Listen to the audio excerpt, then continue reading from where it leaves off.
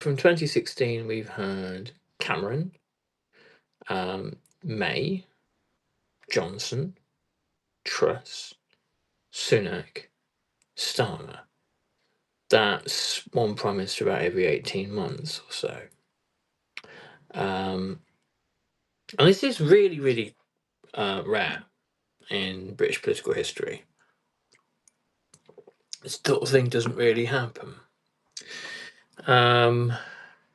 You have had moments where, due to ill health,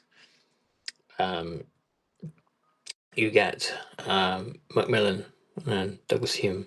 Douglas Hume loses, and then you get Wilson, two prime ministers in a short space of time. And that's quite exceptional. It doesn't really happen like this. And it might be that we're in an entirely different kind of cycle of political functioning. Imagine Burnham replaces Starmer, as he inevitably will. Burnham comes to power in with the rhetoric of change, which no one listens to anymore because we hear it all the time. And then the reality is right-wing authoritarianism, crackdowns on protests, throwing pensioners with placards in jail, messing with the jury system and the courts to convict peaceful protesters of the most draconian offences, that kind of thing. And, maybe there's a bit of a tinkering around public ownership of utilities, but, nothing substantial, nothing meaningful that allow kind of carpetbaggers and economic looters to continue what they're doing. And imagine that there's a further attempt to appease racists who are, you can't really appease them or reason with them or reach out to them. And you wind up within 12 months of Burnham having the same kind of polling. At which point, the Labour Party isn't going to chop and change again. They're just going to settle down and wait for annihilation. So imagine that happens, and that's all quite likely, by the way, from what Burnham has been saying. Unless there is some kind of fundamental break with the economic status quo, you will continue to get kind of chaos and crisis, and it will be unending. And it'll have different colours, different flavours, different hues, different focuses, but we won't kind of see an end to it. It will be rather in the way that kind of the Wars of the Roses were an indication that sort of feudalism had reached its end point, and that the kind of the crises of that era had led to the breaking down in the kind of the functioning, the systems of feudalism. So unless we are able to move on, perhaps at least from this iteration of capitalism, then we're going to see endless political crisis. Why? Because there's endless political crisis when people look to a political class, and the political class either doesn't or cannot do any of the basic things that people want to. Now, the political class in Britain is really the product of the economic forces that make it. It's not that it's sort of separate from that or kind of able to manage this thing called the economy. The political class is the product of elite wealth and concentrations of capital. They're the ones who pay for it. When you have a moment in 2015 where there is a very mild-mannered attempt to break from that under the guy with Corbyn, it has to be instantly destroyed. And so the way in which kind of our economic settlement between capital and labour works at the moment or doesn't work is fundamentally different from the kind of the golden age that people look back on, the 50s and the 60s.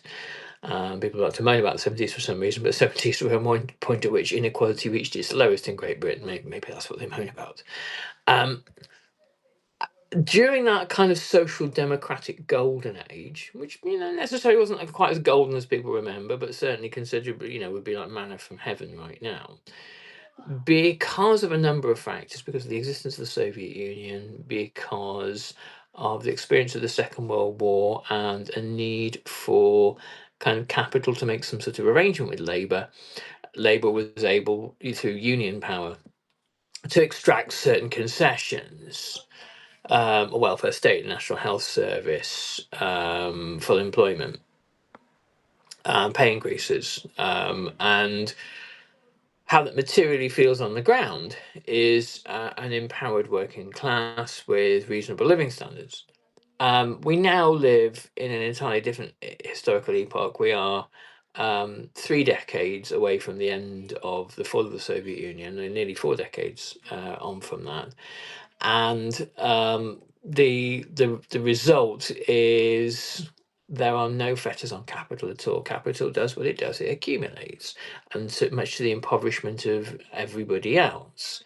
And it does it in all sorts of bizarre, perverse, and antisocial ways, leaving us with a society that kind of creaks along. And the purpose of our political class is to be the kind of the almost like the oil in the gears. Then they are there really not to do anything more than to kind of, and this is particularly true of the Labour Party, to endlessly triangulate, to bullshit the population just enough that they can eke through the next election and then have meetings with BlackRock and people like that and Palantir to work out what the next kind of allocation of wealth upwards and the next kind of carve up of assets kind of looks like. And this is what is so hateful and objectionable to many people.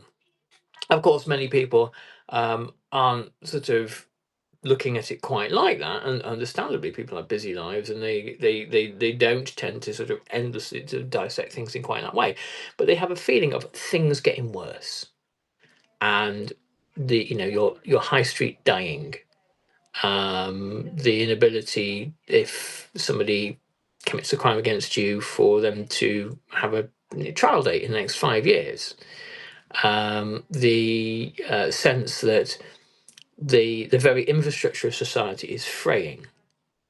Yeah, it is. Of course, it is. I mean, austerity began that, and the kind of the asset stripping of the UK by private equity has continued it. And if you think that your society is falling apart, and you're right, it is, having your energies misdirected against the most vulnerable, the poorest, and the two kind of categories, maybe three categories in the UK at the moment. The old favourite is kind of a rabid hatred of the poor. To see people on welfare and who are often in work and claiming benefits as the scum of the earth. And austerity was really kind of how a huge part of this kind of sort of social violence against them. Obviously, the kind of rabid hatred against migrants, many of whom, there is no distinction in the minds of the right wing press between refugees fleeing violence and legal migrants who have work permits coming here to work and to contribute to society. And finally, I mean, obviously, in recent years, the kind of stepping up of transphobia, which is in many ways the most confected of all of these things.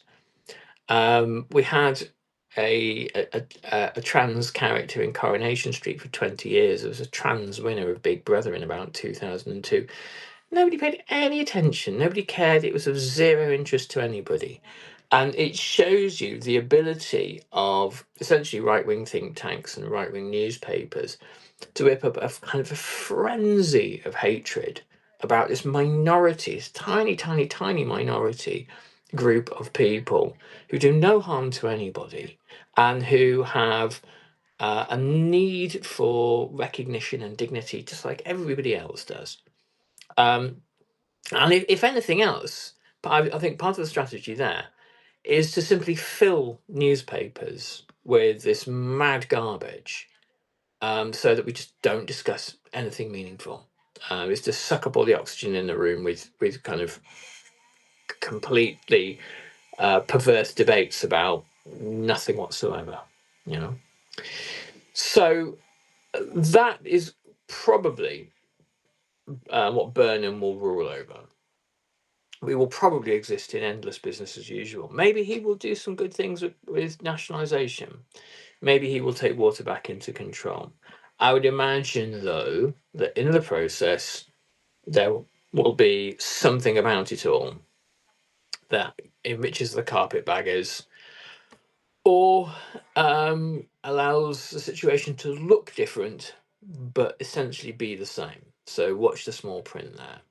But I wish I had more positive things to say, really. But I think unless there is some kind of meaningful break with this kind of zombie post neoliberalism we live under, then I don't think and I don't believe we're going to return to any sort of kind of stable political order. I don't think even a return to the EU would manage it, because you have to do that at the same time as having some kind of meaningful settlement that results in people essentially feeling happy and satisfied with how they're governed. And we've broken from this idea decades ago, I think, that it's necessary to care about that. That it's necessary to care about people's anger towards how they are governed. I think that we're at a point where, um, because of that rupture, you simply have two competing schools of the same political class who only care about popular sentiment in as much as it affects their careers, in as much as it results in them being elected and returned to their nice, comfortable, lovely gig of being paid lots of money and being listened to and hopefully getting a ministerial position at some point, and not the other guy. So there we are. Let's see what happens. Bye bye.